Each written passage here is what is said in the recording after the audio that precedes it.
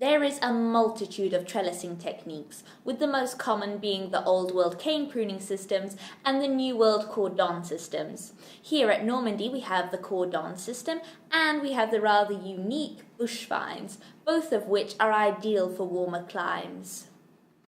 Extending from the trunk's head are two arms, with spurs jutting along their spines. 3 to 5 spurs per arm is average. Spacing is crucial. You should aim for a hand's width distance between spurs. The ideal spurs are not those of George the Giant Roux, but rather those of Little Pete Poussin.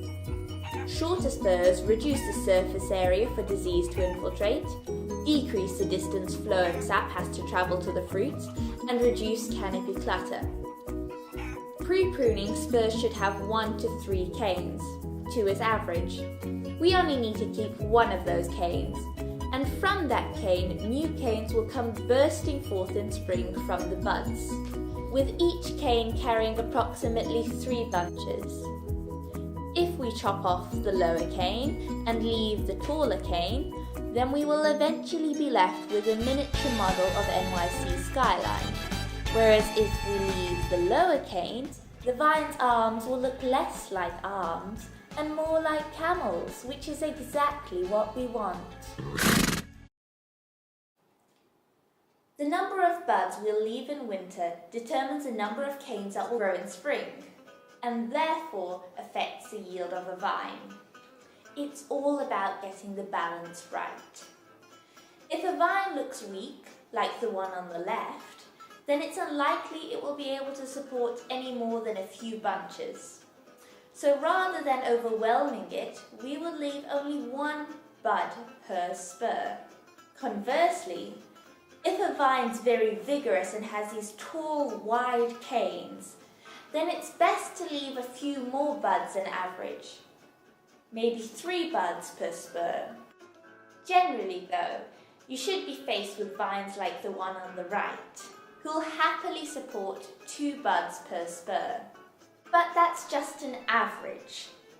Some sections of the vine may be weaker than others, and it's best to prune on a spur by spur basis. Like with this spur right here. You can see that one of the canes is thinner than a pencil. That means that even though the vine may be very vigorous, that cane won't be able to support more than 1 bud. Luckily for us, we have a very wide cane just next to it. Even though this cane is higher, and we tend not to leave higher canes, just for this year we're going to leave 1 to 2 buds, because this is a cane that will provide us with our grapes. The smaller pencil-like cane, that won't be able to support any grapes whatsoever. But what it will do is grow and grow, and hopefully next year it will be wide enough to support a crop of its own, and then we can cut off the higher cane. Before you cut, beware. Examine the cane carefully, and you'll find nuzzled in between the spur and the very bottom of the cane a tiny little bud called the basal bud. And chances are that this bud won't produce a cane. That's why it's also known as the non-count bud. We do not count it. You should start counting from the next bud higher than the basal bud.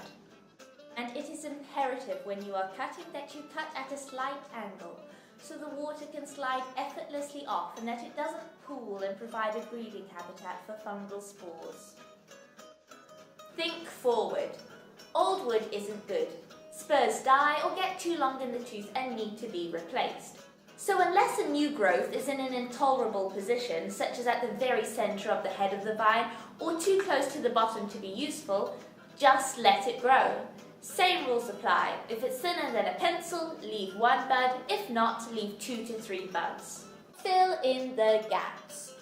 Vines can grow indefinitely and are amazingly pliable, so grow those arms by tying down canes onto the wires. And if perchance you have a section of the arm die that you cannot simply saw off, you have 2 options. A, you can be divinely patient and wait for new growth to occur in that area, or B, you can do the rather quick and scruffy job of making a double arm. Bush vines, the love child of the cordon and a dwarf octopus. Bush vines need significantly less water because they are closer to the ground and they supposedly produce superior grapes. However, their yield per hectare is much lower due to spatial inefficiencies. Bush vines are rather like cordons in the fact that they do have arms, only this time they have 4 to 5 arms, and instead of having 8 spurs on each arm, bush vines only have 1 to 2 spurs. Bush vines are a lot like the sun. They need to be nice and open at the centre, and their arms must radiate outwards and never go back inwards. If you have an arm that's inclining at an incorrect angle back towards the centre, you need to cut it off straight away. There should be no cluttering in the centre, otherwise you'll get a fungal infection. In this example, the bush vine has a dead arm, which I talked about in my previous video. How do we know it's a dead arm? Well, if we gently scrape the surface of the arm with a saw or a knife, we'll see underneath a thin brown layer. Even if you scrape any deeper, it should still be brown. If you see any greenness or yellowiness, or perhaps some sap coming out if it's early spring, then you can breathe a sigh of relief because it's alive, but no, this one's dead. Obviously, we'll want to saw that dead arm off to prevent the disease from spreading any further. However, we're now left with this rather big gap, and we're missing one arm, so that means that we're going to have a smaller yield. That is, unless we don't leave both arms on either side with 2 spurs instead of 1. And on each spur, because the canes are of an average thickness, just like with the cordon system, we're going to leave 2 buds. It's exactly the same. Another important thing that's just the same as with the cordon system is that we don't want the spurs or arms to get too long in the tooth, for just the same reasons, and for the other important reason that tractors easily collide with long arms. New wood is always good, no matter what the trellising techniques. So just like with the cordons, we want to leave all the new growths unless they're in bad positions. Don't worry if perchance you find adjacent to a bud a little cane growing out. You can simply cut that off entirely and then leave 2 buds as usual. If a wound is larger than a penny, it must be sealed to prevent pathogens entering. Alternatively, you could use a more effective and less time-consuming approach and simply spray all your vines after pruning with a fungicide. If you don't want your hand to turn into one giant blister, then wear gloves. Alternatively, you can really pamper yourself and splurge on a pair of electric secateurs. For your sake and for the vine's sake, sharpen your secateurs regularly, as often as once every hour while you're pruning. All you need is a little sharpening stone.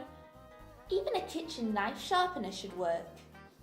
According to the literature, we're meant to sterilize our secateurs between every block of vines. Some sources even suggest sterilizing the secateurs between every single vine.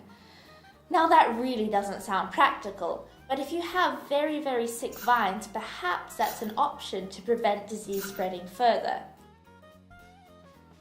We have a rather petite vineyard and we can prune it all in one day. However, for you guys with larger vineyards or with smaller teams, you may want to copy the big wineries. What they do is they prune twice. First of all, they prune earlier on in the season.